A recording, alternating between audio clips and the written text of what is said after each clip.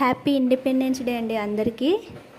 అయితే రిపబ్లిక్ డేకి ఇండిపెండెన్స్ డేకి ఒక చిన్న తేడా ఉంది. అదేంటో మనం చూద్దాం. అయితే మనకి బ్రిటిష్ వారి నుండి మనం 1947 ఆగస్టు 15న స్వతంత్రం పొందామన్నమాట. సో ఆ రోజున మనం ఇండిపెండెన్స్ డే అని జరుపుకుంటాం కదా. అయితే స్వతంత్రం పొందాక మన రాజ్యాంగాన్ని మనమే రచించుకున్నాం. సో రచించిన దాన్ని మనం అంటే జనవరి 26, 1950న సో రాజ్యాంగాన్ని మనం ఆమోదించుకున్నాం అనమాట. సో ఆ రోజున రిపబ్లిక్ డే మనం జరుపుకుంటాం. అయితే అదే రోజున రిపబ్లిక్ డే ఎందుకు జరుపుకోవాలంటే 1929లో జనవరి 26న జవహర్లాల్ నెహ్రూ గారు లాహోర్లోని పూర్ణ స్వరాజ్ జరుపుకోవాలని ప్రకటించారనమాట.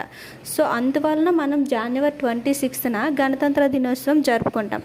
అయితే ఆగస్ట్ 15కి జనవరి 26కి ఒక చిన్న తేడా ఉంది. అదేంటంటే ఆగస్ట్ 15న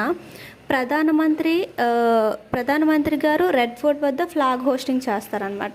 అలా ఫ్లాగ్ హోస్టింగ్ చేసేటప్పుడు బాటమ్ నుంచి ఫ్లాగ్ హోస్టింగ్ చేస్తారు. అయితే జనవరి 26న ప్రెసిడెంట్ గారు రాజ్పథ్లో ఫ్లాగ్ హోస్టింగ్ చేస్తారనమాట. సో అప్పుడు రాష్ట్రపతి గారు టాప్ నుండి ఫ్లాగ్ హోస్టింగ్ చేస్తారనమాట. So that's it. So India will celebrate its 78th Independence Day. Once again, happy Independence Day to all. Thank you. For more updates, subscribe.